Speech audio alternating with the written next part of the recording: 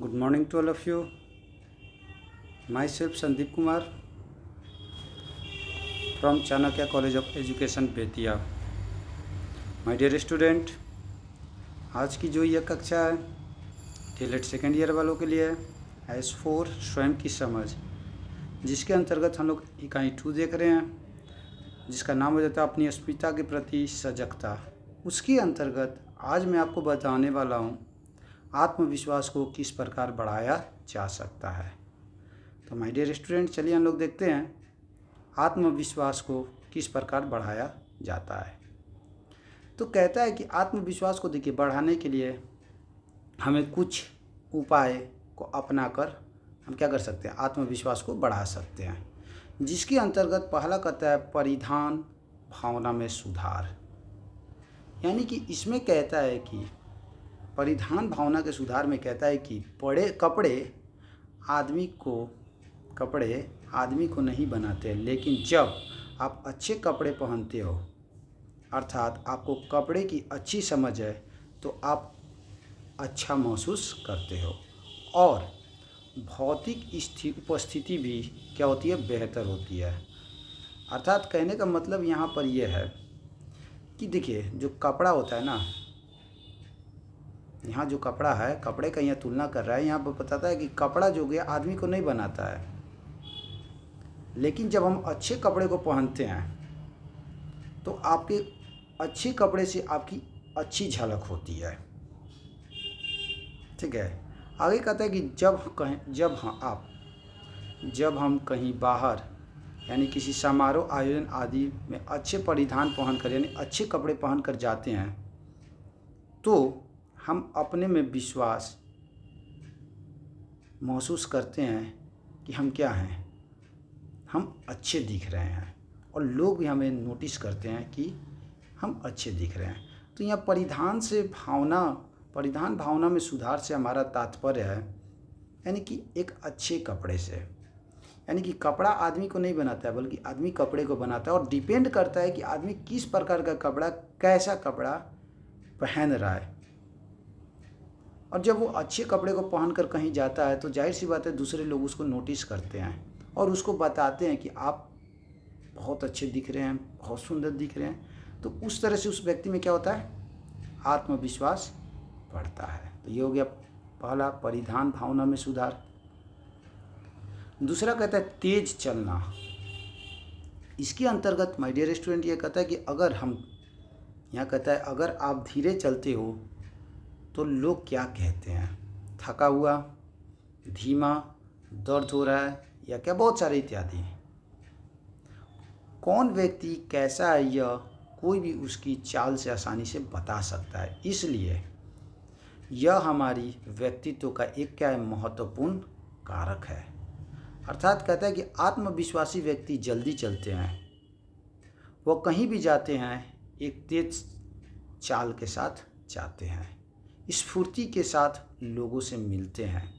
अगर आपको जल्दी चलने की आदत नहीं है तो आप सिर्फ 25% तेज़ गति से चलना शुरू करें और अपने में बदलाव देख सकते हैं. तो दूसरा कहता है आत्मविश्वास को बढ़ाने में तेज़ चलना, यानी कि हम जितना ज़्यादा तेज़ चलते हैं हमारे में आत्मविश्वास की भावना क्या होगी, उतना ही विकास होगा.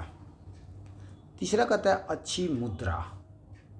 इसके अकॉर्डिंग माय डियर स्टूडेंट कहता है कि इसी तरह कोई व्यक्ति किस हाव भाव के साथ लोगों से मिलता है, यानी अच्छी मुद्रा का मतलब क्या हो गया, हाव भाव से मिलना. किस हाव भाव से लोगों के साथ मिलता है यह भी बहुत मायने रखता है. झुके हुए कंधे, नीची नज़रें, ढीले ढाल सब व्यक्तित्व आपको एकदम लूजर घोषित कर देता है. इसलिए अपने चलने, बैठने, बोलने, देखने आदि की मुद्राओं में सुधार लाते रहिए. सीधी कमर, ऊंचे कंधे, सीधी नज़र आपके व्यक्तित्व को एक क्या करती है, एकदम आकर्षक बना देती है. यानी अच्छी मुद्रा से हो जाता है हमारा हाव भाव, चलना, घूमना, बात करना, दूसरों को देखना. यानी कि जितना अच्छा मेरा रहेगा हमारे में उतना ही व्यक्तित्व का क्या होगा, विकास, हमारे में उतना ही क्या होगा, आत्मविश्वास को बढ़ोतरी मिलेगी. नेक्स्ट कहता है आपका महसूस करना या आभार. इसके अंतर्गत माय डियर स्टूडेंट ये कहता है कि जब भी हम किसी भी चीज़ को पाने के लिए मेहनत करना शुरू करते हैं तो हमारा जो दिमाग होता है, यानी कि कहता है यहाँ आपका दिमाग आपको वह कारण बताते हुए शुरू कर देता है कि आप क्यों यह चीज़ हासिल नहीं कर सकते हैं, और यही चीज़ आपको हीनता क्या कराती है, महसूस कराती है।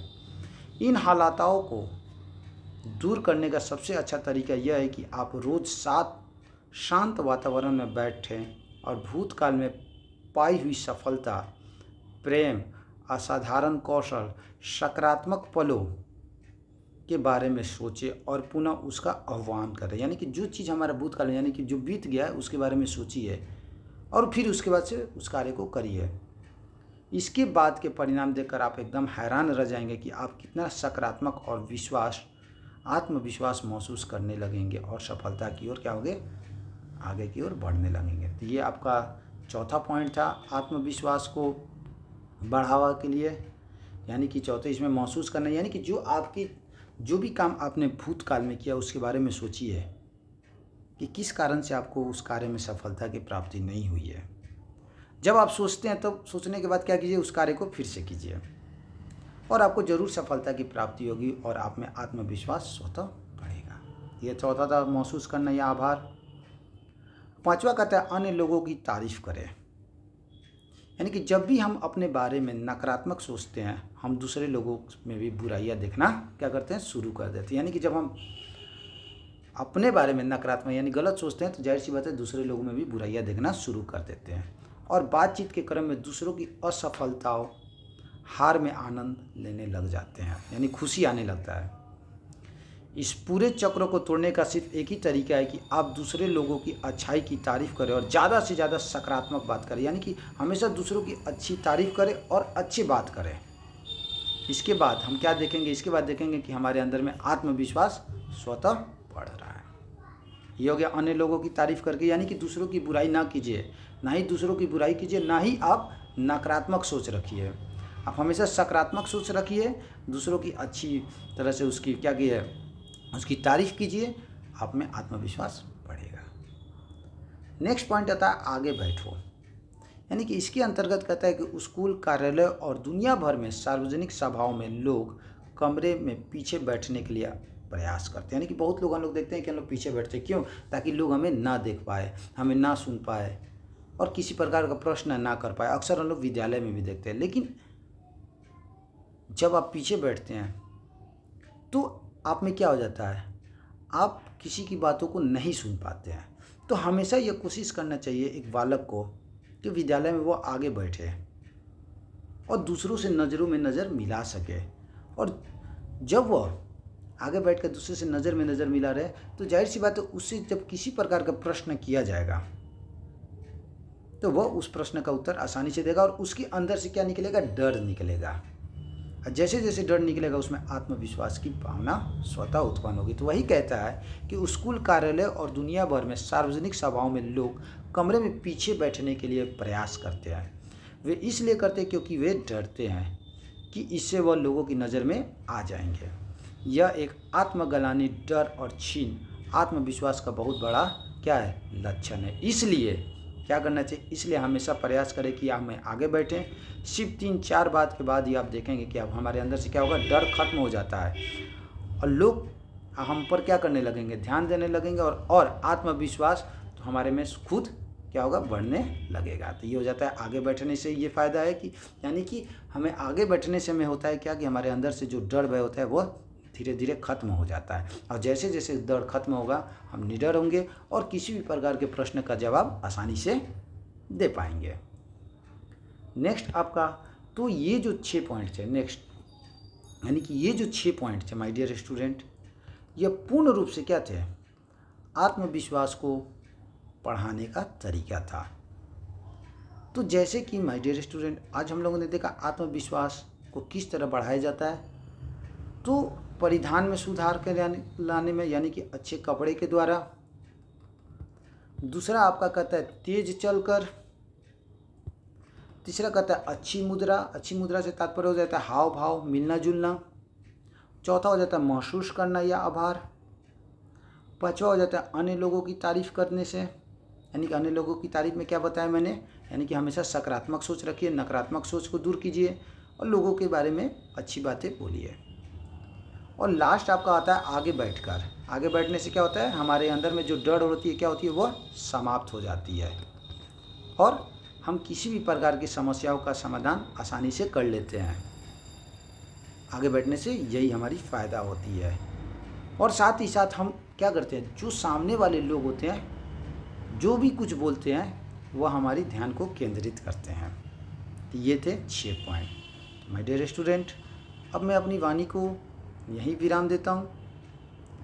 अगर आप लोग में से किसी को किसी प्रकार की समस्या है तो आप मुझसे कंसल्ट कर सकते हैं। So thank you, have a nice day.